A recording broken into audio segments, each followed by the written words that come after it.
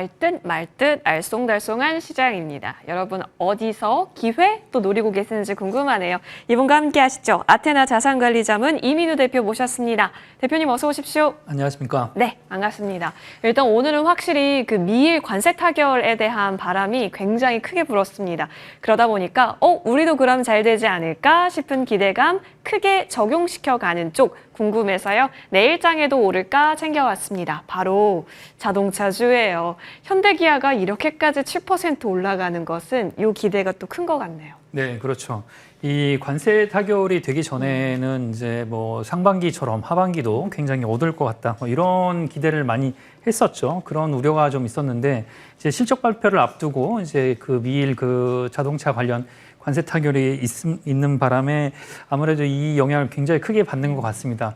물론 그 미국하고 일본에서 이 관세가 15%로 내려오면서 일본이 절대 줄 수 없다고 했던 농산물 부분을 준 게 이제 굉장히 큰 영향이긴 한데 우리나라도 뭐 그 8월 1일 앞두고 굉장히 긍정적인 그 영향이 있지 않을까 뭐 이렇게 생각을 좀 해볼 수가 있겠는데 아무래도 뭐 우리나라도 25%에서 15%나 10%대로 내려오기만 한다 그러면 지금 상반기에 상당히 줄었던 그 수출 실적이 그래도 좀 개선되고 뭐 반등하지 않을까 이런 기대감을 좀 가질 수 있을 것 같고요.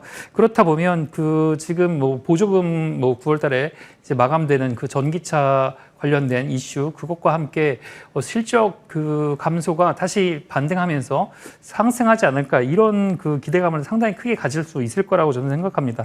근데 이렇게 된다 그러면 아무래도 뭐 일본과 미국이 일본과 우리나라가 지금 미국에서 점유율을 대부분 가져가고 있는데 상당 부분 실적 개선을 하반기 그리고 3분기나 4분기 들어서 회복할 수 있다는 그런 기대를 좀 할 수가 있겠죠. 네. 그렇다 보니까 이 지금 오늘 급등하는 이런 그 자동차 업종의 상승세가 오늘만 이어지는 건 아닐 것 같다 이런 생각을 좀 해볼 수 있을 것 같고요. 이게 이제 그 조방원으로 이어지고 지주사로 이어지던 그런 흐름에서 하나의 키가 좀 될 수도 있을 것 같다 이렇게 생각해 볼 수 있을 것 같습니다. 그렇죠.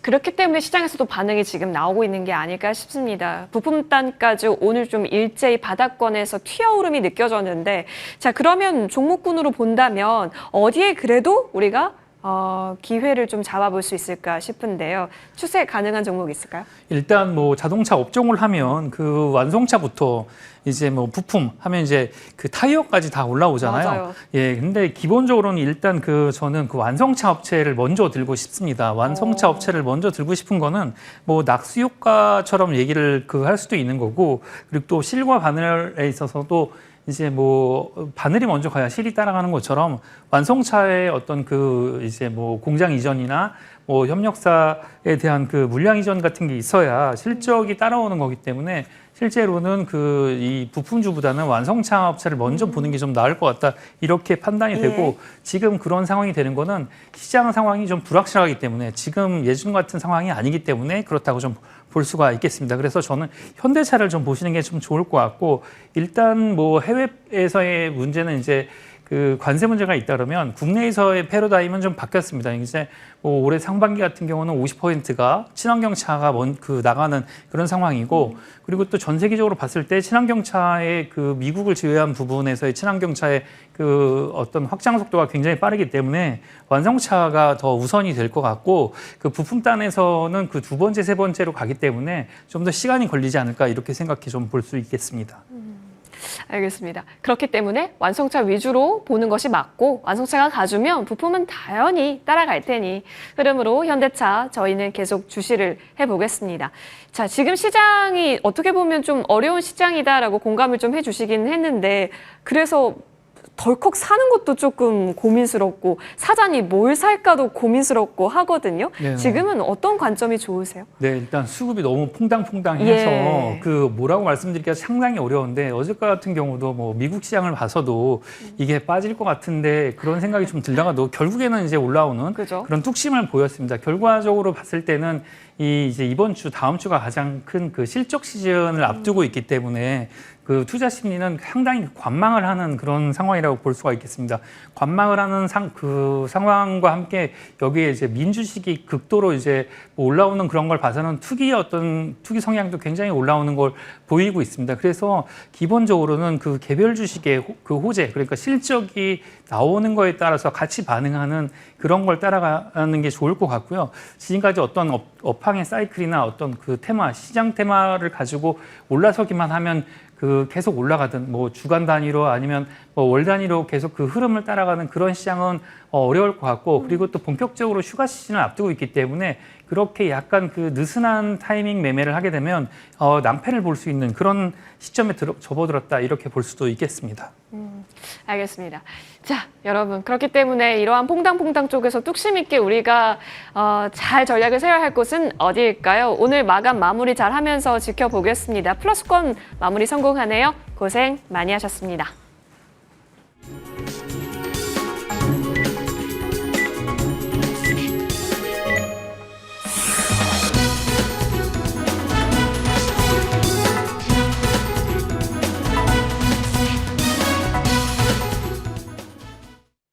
(7월 23일) 수요일 국내 증시 마감됐습니다. 오늘 오전 장중에도 약세를 보이기도 했었지만 오후 들어서 상승 전환에 성공했고요. 양지수는 모두 상승으로 마감한 것으로 체크되고 있습니다. 지수 집계 한번 체크해 보시겠습니다.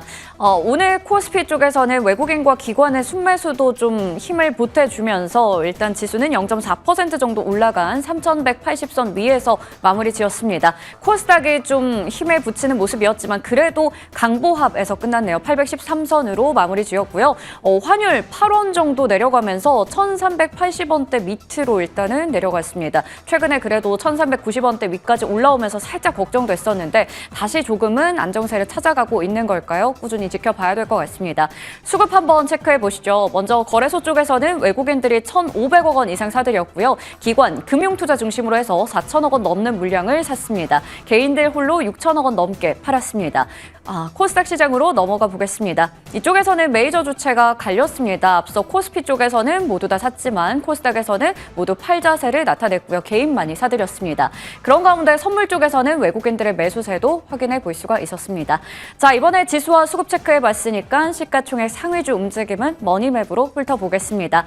먼저 반도체 섹터 이야기를 좀 해봐야겠죠. 최근에 미국 증시에서 반도체 쪽은 아무래도 좀 주가가 과열됐다라는 우려도 있었는데 차익 실현 물량도 좀 나오지만 스타게이트 프로젝트 지연 우려 속에서 필라델피아 반도체 지수가 2% 가까이 내려갔습니다. 오늘 이 영향이 우리 코스피 쪽의 반도체 대형주 그리고 코스닥 쪽의 소부장까지도 미치긴 했는데 그래도 나름 잘 버틴 것 같습니다. 삼성전자는 0.6% 정도 상승하면서 마감 지었고요.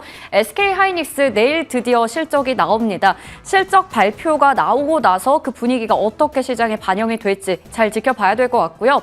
나머지 소부장 쪽은 모두 다 쉬어가는 가운데 리노공업은 4%가 넘게 밀리면서 끝났습니다. 자, 제약 바이오 쪽으로 가볼 텐데요. 삼성바이오로직스 실적 발표를 앞둔 가운데 2% 정도 강세로 끝났습니다. 마찬가지로 실적에 대한 기대감이 있는 쪽이고요. 셀트리온은 0.6% 정도 쉬어가면서 마무리 지었고 알테오젠과 유한양행, 나머지 종목들 다 강했습니다. ABL 바이오도 올랐고요. 파마리서치, 클래시스까지 오늘 제약 바이오 쪽은 강했습니다. 그런 가운데 주인공으로 볼 수 있는 게 삼천당 제약이 되겠죠. 비만 치료제 복제약 개발 기대감 속에 오늘 상한가로 직행했고요. 여전히 풀리지 않은 모습으로 마감 지었습니다. 자, 금융주 한번 체크해 보시면 우리금융지주와 KB금융만 올라가고 나머지 쪽은 쉬어갔습니다. KB금융 내일 실적 발표 앞두고 있는 상황이고요. 이쪽으로 넘어가 보겠습니다. 조선주는 전반적으로 오늘 쉬어가는 가운데 HMM, 현대글로비스가 상승으로 마무리 지었습니다. 일부 해운주 같은 경우에는 부산 타운홀 미팅 25일에 있다라는 소식도 나오면서 좀 시세에 영향을 받은 것으로 보입니다. 자동차 쪽 가보실 텐데요. 오늘 단연 주인공이었습니다. 미국과 일본 간의 관세 협상 타결 속에서 이제는 우리도 가능하지 않을까라는 기대감이 나왔습니다. 그런 가운데 현대차, 기아 나란히 내일과 내일 모레 실적 발표 앞두고 있는데요. 실적에 대해서는 좀 우려가 있지만 이런 관세와 관련해서는 불확실성이 해소되면서 오늘 굉장히 시원하게 올라줬습니다. 현대차가 7% 넘게, 기아도 8%대 강세 보여줬고요. 이러한 낙수 효과 기대 속에서 자동차 부품주까지 함께 올라 올라가는 모습이었습니다. 자, 우주항공 방산주도 오늘은 다소 쉬어가는 가운데 한국항공우주 2% 정도 오름세로 마감 지었고요. 2차 전지로 넘어가 보겠습니다. LG 에너지솔루션 1% 가까이 올라갔고 SK이노베이션과 삼성 SDI는 이래서 2% 정도 강세로 끝났고요. SKC가 1.5% 가까이 올라갔습니다. 금호석유화학과 롯데케미칼 나란히 이래서 2% 정도 조정받으면서 끝났습니다.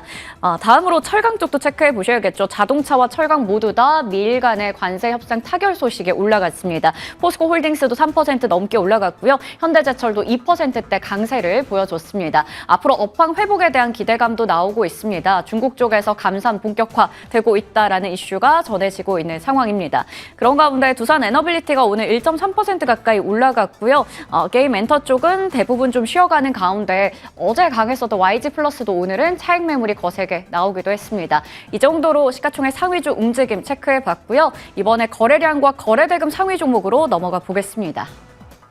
삼성전자 오늘 66,400원 선에서 종가 형성했습니다. 그리고 앞서 철강주가 강했다라고 말씀드렸는데요. 알래스카 LNG 프로젝트에 대한 기대감 있는 종목들 위주로 강했습니다. 하이스틸 상한가 마감지였고요. 동양철관도 12%대 급등 나왔습니다. HD 현대인프라코어 오늘 오후에 실적이 잘 나왔습니다. 20% 가까운 급등으로 마무리 지었고요. 오늘 삼성중공업은 2%가량 쉬어갔는데 내일 실적 발표 일정 예정되어 있습니다. 풀무원이 중국 쪽에서 냉동김밥 판매 굉장히 잘 됐다라는 이슈 속에 20% 급등 마감했고요. 화신, 자동차 관련해서 9% 정도 강세로 마감 지었습니다. 거래대금 상위 쪽에서도 비슷하네요. 현대차와 기아가 나란히 또 이름을 올리고 있고요. 포스코홀딩스 그리고 HD 현대일렉트릭, 하이스틸까지 체크해 보실 수가 있겠습니다. 다음으로 거래대금 코스닥 쪽으로 넘어가 보도록 하겠습니다. 코스닥에서 거래량 상위 종목 1위는 국일재지 그리고 JNK 글로벌 이러한 종목들이 차지했고요. SGA가 11% 정도 급락으로 마감 지었습니다. 우양도 마찬가지로 냉동김밥 관련주로 볼 수 있는데요. 5% 가까이 올라갔고요. 하이드로 리튬 포어스 그동안 상한가 부근에서 움직였던 종목도 오늘 거세게 차익 매물이 나왔습니다. 각각 27%, 24% 넘게 급락하면서 끝났습니다. 이어서 거래대금 상위 쪽으로 가보시면 도우인시스가 오늘 40% 가까운 급등으로 마무리 지었고요. 삼천당 제약이 2위를 기록했고 알테오젠과 옵투스 제약 그리고 ABL 바이오까지 제약 바이오 종목들을 많이 찾아보실 수가 있습니다. 지금까지 7월 23일 수요일 마감 시황 체크해드렸습니다. 네, 시장이 참 재밌네요. 외국인이 막판에 또 담습니다. 어디서 또 줍줍을 했을까? 이제 장 끝나고 많이 또 포착을 해봐야 될 것 같습니다. 여전히 살려주는 시장이에요. 뭔가 안 살려줄 듯하면서 살려주는 시장이어서 저희는 계속해서 희망의 끈 놓지 않고 좋은 종목의 발굴 타임 이어가겠습니다. 그래서 준비했죠. 어디 섹터를 공략할 것인가 고민되는데요. 자, 대표님께서 방산주를 네. 다시 챙겨와 주셨습니다. 네, 방산주 제가 뭐 밀떡이라서 방산주를 좋아한다기보다 이제 뉴스에는 잘 안 나옵니다. 예. 이게 요즘에 하도 그 트럼프발 뉴스가 너무 많아갖고 이 뉴스는 좀 묻힌 것 같은데 젤렌스키 그 우크라이나 대통령이 러시아의 그 정상회담 그러니까 이제 그 휴전 관련 협상을 그 요청을 했어요. 이게 이제 뭘 의미하는지 정확한 의미를 좀 이해를 하고 넘어가야 되는데 젤렌스키 대통령 지금까지 휴전에 대해서 그렇게 뭐 적극적이지 않은 편이었었죠. 근데 그 직접 만나서 휴전을 요청하겠다 이렇게 얘기하는 게 굉장히 그 급박한 상황을 얘기하고 있습니다. 지금 그 우크라이나의 세 개 주가 그 돈바스 지역이 다 넘어가게 생겼고 지금 수도 키이우까지 러시아가 진격하고 있는 속도가 너무 빠른 상황입니다. 그러니까 우크라이나한테는 그 너무나 불리한 상황이고 지금 그 미국이 우크라이나한테 뭐 무기 지원을 다시 한다 했음에도 불구하고 이게 뭐 다시 돌이킬 수 없을 만큼 불리한 상황이고 9월이 오기 전에 아무래도 뭐 9월쯤 되면은 이 전황이 거의 다 확정적이지 않을까 이런 상황이 듭니다. 그러니까 지정학적 원인에 의해서 방산업종의 새로운 모멘텀이 올 가능성이 상당히 큰데 이게 이제 관세 이슈 그리고 트럼프 대통령의 어떤 개인사 이슈 이런 것 때문에 상당히 묻혀져 있다 이렇게 볼 수가 있겠습니다. 그래서 이런 뉴스가 사실 남의 불행이지만 이런 이슈로 인해서 새로운 모멘텀이 다시 한번 불거질 가능성이 있다 이런 생각으로 이제 그 이 방산업종을 가지고 왔습니다. 알겠습니다. 지금 차트 나오는 거 쭉 봤는데 진짜 지키고 있는 종목군이 있네요. 예. 그렇다면 우리 대표님께서 이전에 방산 언급 주셨을 때도 여러 종목 기억에 나는데 오늘은 어떤 종목일까요? 탑픽 열어보겠습니다. 바로 또 큰 종목이 등장을 네. 합니다. 현대로템이네요. 네, 큰 종목이죠. 오늘 네. 제가 여기 방송국에 오면서 타고 온 종목인데 현대로템을 타고 왔죠. 예. 지하철이요? 예, 그렇죠. 현대로템이 방산업종 되기 전에 대표적인 그 대북 수혜 업종으로 예. 꼽혔었는데 이 현대로템이 지금 폴란드에 이번 달 계약을 추가 2차 계약을 하고 지금 추진하고 있는 계약이 지금 슬로바키아하고 그 루마니아입니다. 여기가 이제 러시아의 예전에 위성 국가로 있던 지역이죠.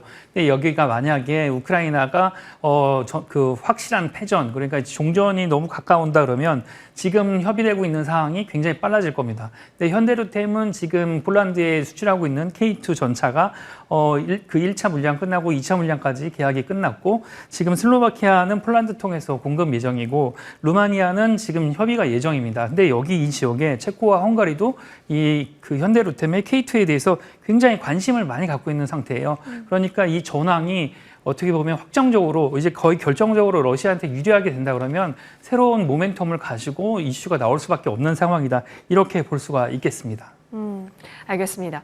자, 그렇다면 어디까지 노려볼 수 있는 것인지 현대로템 목표가가 중요할 것 같아요. 네, 현대로템 목표가를 조금 높게 잡아서 24만 원으로 말씀드릴 수 있겠습니다. 현대로템 목표가 24만 원이고 손절가는 17만 원 받는데 이건 약간 그 긴 호흡으로 좀 봐야 될 것 같은데 여름 동안까지 달성할 수 있을까? 이거는 의심스럽지만 그래도 좀 이 정도까지는 올라갈 수 있을 것이다. 이거는 시종학적 모멘텀을 가지고 갈 것이다. 이렇게 볼 수 있겠습니다. 알겠습니다. 자, 시적 발표 속속히 나오고 있네요. 여러분 꾸준하게 장 포기하지 마시고 많은 기회 얻으시길 바랍니다. 이어지는 머니투데이 방송이 도와드릴게요. 저희는 여기서 물러납니다. 고맙습니다.